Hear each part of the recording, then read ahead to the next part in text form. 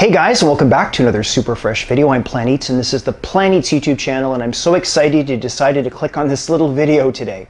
Today I want to make a video in response to a video that was uploaded a couple of weeks ago by YouTuber Kalel. She's a vegan YouTuber. She's beyond just vegan, but one of the parts of her brand is veganism.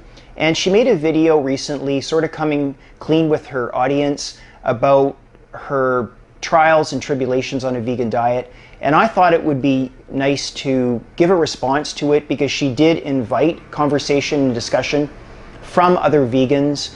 And I want to make this video with you guys and watch it with you guys, weigh in and have you guys weigh in the comments as we go through it. So take a look. I'm dead serious. I'm so scared to make this video. I'm so scared to admit up to this.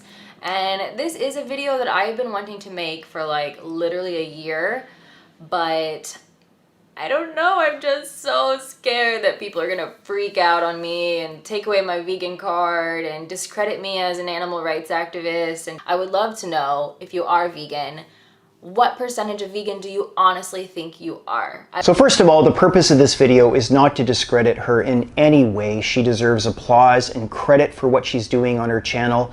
She's opening up to her viewers, and that's what YouTube is all about. The only way you're ever going to establish credibility on this platform is to be as open and honest about things as you possibly can to your viewers.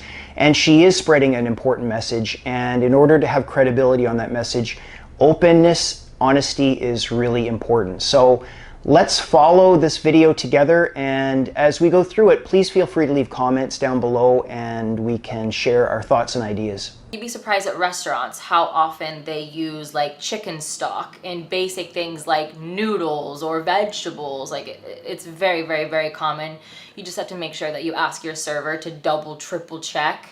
So this was a segment of her video that I wanted to include in my response video because I think there is an impression that you have to really overextend yourself as a vegan in order to live a good vegan lifestyle. And I think you don't have to double and triple check, but you should check. When you're in restaurants, it's pretty easy to let the server know that you're vegan and that you'd like to know if there's any eggs or dairy in the pasta, or if you want the soup, whether it's been made with a meat-based broth. And don't forget, that is a part of the messaging. If you let companies and you let restaurants know that that's what you want, then that stays in their ear and they can talk about that with the kitchen staff, and eventually they start serving options for vegans, and so that's a part of the messaging in my opinion. But as you can see, it doesn't make going vegan as easy as vegans like to make it seem. You know, when you first hear about going vegan, it's like, oh, just don't eat anything that comes from an animal and don't wear anything that comes from an animal. And that, when you say it like that, it seems like, okay, that's not too bad. That's like really not too bad. But there are definitely a lot more layers to it than that. Okay, so let's talk about this thing. I really do think it's as simple as that. Let's just lay out what it means to sort of take on a vegan lifestyle. First of all, the food. If you can eliminate meat from your diet, all meat, that includes fish, then you are essentially reducing your footprint on animal suffering by 80% if you compare that to the average omnivore. If you then throw in dairy and eggs and all the products that include that, then you jump all the way up to 97%. So just diet alone, if you just make a conscious effort to not eat animal foods, then you are already at a 97% reduction in the footprint. Now, if you want to go further, which a lot of vegans will do, and I think it's pretty common, to then look at the clothes that you wear and the furniture that you purchase. If you then eliminate leather and silk and other products that have animal products in them, then you jump up by another 2%. So you go from 97% to 99%. So just by not eating animals and not buying known products, easy identified known products, you're already at a pretty high percentage. And then, and I think that's what she alludes to at the end of that clip, where it gets a little bit more tricky, and it does in fact. So when you throw in things like cosmetics and personal grooming items, you're only adding about 0.5%. So by making sure your deodorant, your toothpaste, your razor, and all these things are vegan, the return on your efforts is diminishing in this case. And I really don't think that if a person is making some effort in that regard, that is more than fine. I don't think vegans take objection to people who may buy the odd razor that has that little, strip that makes it glide across your face nice or your legs. That is not going to be contributing a huge amount to the suffering of animals. But the low-hanging fruit here is the diet, and obviously if you throw in things like leather, those are pretty easy things to achieve, I think. And anyway, I want to say more on this in an upcoming segment because she does talk about things like shoes. So let's take a listen. But where you kind of lose me at is following them 100% every single day of your life. That is something that I personally struggle with and that I think needs to be talked about. Okay, so I'm glad that you asked about that, Kalel, because that gets into, it moves away from the practical aspect of veganism, which is how far can you take the products and the food that you consume in your life. So I've already talked about that in the last segment. In this segment, veganism is also about intention. It's about an intentional practice to try to help reduce animal suffering. And I think in this regard, obviously if you go 97% with the practical side of things, I think most vegans are totally fine with that. But with the intentional side of things, that to me is a 100%. To me, veganism is a mindset. It is a practice that you have in your mind. It's existential. It's a protest. It's a personal protest and a personal demonstration that you can survive quite well on an exclusively vegan diet. So when we talk about being 100% or 90%, I exclude the intention side of things because I think vegans make that effort every time. They go out to a restaurant, when they buy food from the grocery store. But where we will agree here is how far do you take the products that you purchase in your life. You can go real crazy with that. For instance, you might get so narcissistic about this. You might be concerned about the sugar that was fed to the yeast that produced the bread. There are people that go that far, and the returns on those efforts are diminishing really fast, and they really don't make a big difference overall to animal suffering. But one place where I will sort of argue here on 100% is the intention. I think vegans always operate with the intention of when they go out or buy something that they make as great as an effort as possible to make sure that there's no animal products in it, to the best of their ability. And remember, veganism is not a practice of perfection. It's a practice of intention. But it sort of becomes a part of your subconscious, and it stays simple, it stays practical in your life, and you do the best you can where you can. I will say, I'm definitely not consuming any meat. I have had no meat in over 5 years. That is not a thing.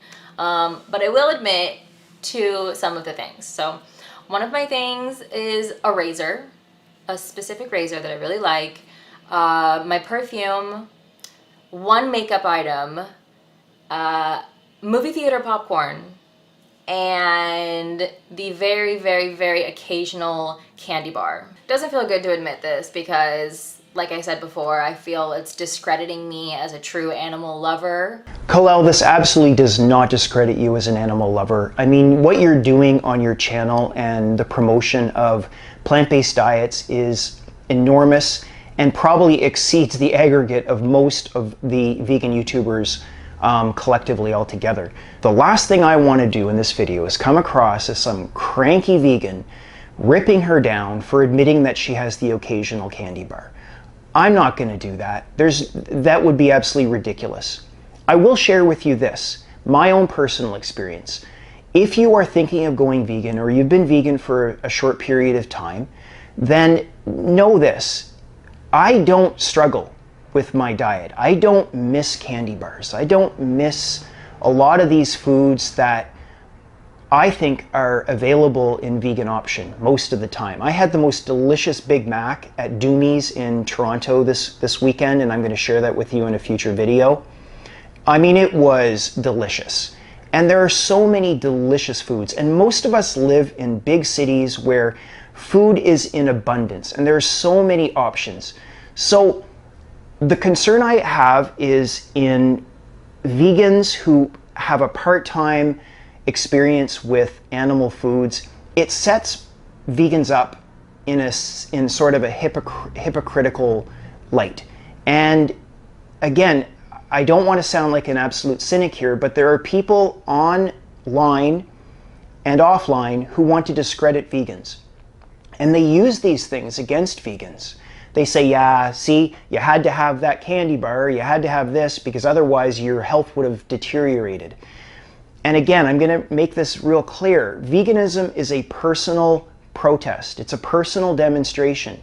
And it's showing that you can survive and thrive on a 100% plant-based diet. And there's no need to be eating occasionally any animal products whatsoever. And I don't think the diet part of the vegan lifestyle, the vegan diet, is controversial. I think among most vegans, we just don't. And this is not to say that someone who has the occasional candy bar is doing anything wrong. That's not what I'm here to say.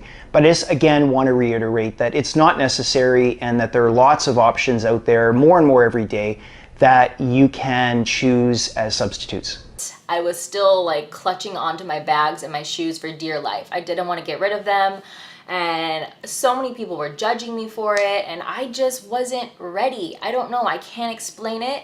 But I just wasn't there yet in my own personal journey. I know some vegans hate when you freaking say that. They think that everybody should go cold turkey vegan overnight, you know, and just ditch everything, wake up the next day, sell all your things, and just really commit. This is actually an interesting comment because this is something that I struggled with when I first went vegan. I have, and I've shared this with you guys in past videos, I have leather shoes, I have a leather jacket, I have a leather sofa. All of this stuff was purchased before I went vegan. Then you're left to wonder, well, what do I do? Do I toss it out? Do I sell it? Do I bury it? I don't think it matters. I think it's whatever you choose to do with it. I would say this, though, that if you decide to toss it out, then you know it's going to go to waste. And I see that as disrespectful and wasteful. What she did, though, and I'm not showing the clip, but I want you guys to be aware, was she did, I thought, a very cool thing. She sold a lot of her products and she raised some money and then she donated that to an animal sanctuary, I think, or something to do with helping animals. And I think that's a really noble thing to do. And that's something that you can do. But remember, that's not required. And that's only within a person's financial ability to do so. Of course, I think we're getting sort of into the art and science of veganism when we start grappling with the philosophy of what you do with your pre-existing non-vegan goods. I think that if you're following a vegan diet and you're avoiding the purchase of any more of those things in your life to the best of your ability within your budget, you're following a vegan lifestyle. You know, another really big frustration of mine is shoes. It is so hard to find high quality vegan shoes, guys. I have been looking high and low for 5 years for good vegan shoes, and I have found very few pair. And one thing that has happened to me a lot, literally 8 times, I'm not exaggerating, is I will research, finally find a pair that says, oh, man-made materials. Yes, I'm so excited. I finally found it. After an hour of research, I finally found the perfect vegan shoe. Order it. It gets here. I check the bottom, which you should always learn how to read those labels of what different parts of the shoe is made out of. Part of it's leather. So I'm like, really? It said all man-made materials. All man-made materials. And then I realize it's not. So I have to send it back. I've done that 8 times. You know what I say here? I say keep the shoes. I mean, think about it. You spent hours and hours doing research and you did your very best and the intention was there. And I think that's what veganism is. It's the intention behind your actions. When the shoes showed up and you discovered that a part of the heel had some animal products in it, if you chose to keep those, again, this is the art and science of veganism. You tried your best. And if you decided to keep those shoes, but maybe decided you're never going to buy from that company again, I don't think that's against veganism. They just don't have a major impact on reducing animal suffering. I just think vegans have made this lifestyle look so fucking restrictive that nobody even wants to take the first step. People are literally terrified to even call themselves vegan because they think they're going to be attacked for not following rule number 16 properly. You know, it is so detrimental to the movement for us to have this like militant view on how things should be. If somebody wants to be 10% vegan, we should be, all right, let's do it. You're doing such a good job. That's amazing that you're making those changes. If somebody is plant-based and wants to call themselves vegan, who gives a shit? Who cares? Why are we on our high horses about these labels? It's all about making better changes for the animals. Kalel, I think you're a big picture thinker. I am too, and I totally agree with you. I think if you can get 10% change in behavior from the general population on plant-based, then you're making a huge difference to industry and demand, and the spin-off effects are amazing as well. I don't think anybody's disagreeing with that, but there are two ways to look at this. There's a macro picture and a micro picture. Let's not lose touch with the micro. And again, I'm not trying to be some cranky vegan here, but I've given this a lot of thought, and I'm just trying to weigh in and share with you guys how I see this. The word vegan, the term veganism, is specific to animals.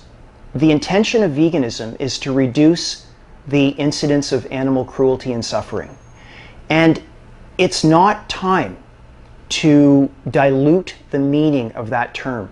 It's too soon. There's too much work that still needs to be done. I think we need to ensure that the clarity of the term vegan is retained, because there is benefit to that. Again, the focus on veganism is to protect animals. You don't get to veganism, you don't get to animals through environment, through an argument of diet. They do not lead to the emphasis being on the reduction of animal suffering. I can make a video about this in the future if you guys want to discuss this further. But veganism is for the animals. And I think if we dilute the meaning of that term, it's diluting the advocation for the animals and reducing animal suffering. So while I fully agree that we should commend plant-based, we should commend reducitarianism, we should also recognize that those that want to keep the clarity on the term vegan alive for now, they're doing that for a reason, and it's for thoughtful reason. It's not to morally be superior. That's not where I'm taking it. And I really hope that for those of you that have been following my channel, you're fully aware of that. That's not where I'm taking it. But I think that there is a benefit to retaining the clarity of the term vegan, to keep it crisp and clear, and we're not ready to roll that into a larger, bigger, intersectional picture. Will that happen in the future? I really hope so. When a lot more change comes to animals and animal activism. But the spotlight, the only spotlight that is on reducing animal suffering is the term vegan. And one thing that I fully agree on, and I'm sort of reading into what Kalel is saying here, is that vegans need to make a concerted effort to improve the image of veganism. There is that image out there about vegans and veganism that turns people away. Excuse me. It turns people off. There are vegan restaurants that purposefully avoid using the term vegan because they don't want that negative backlash to affect their business. All right, guys, there's the video for today. So please weigh in down below. Let me know what you guys think. I really care about what you guys think about the content I'm producing. I really think this is an important video because of Kalel. She's raised some really important things, and I have weighed in and shared with you guys how I feel. I want to know what you guys think, and I think all of us realize that there's a lot that should be done and can be done to improve our world, to improve the environment, to improve our health, to improve the status of animals. And that's what this is all about. That's the message of this channel. That's the message of this video.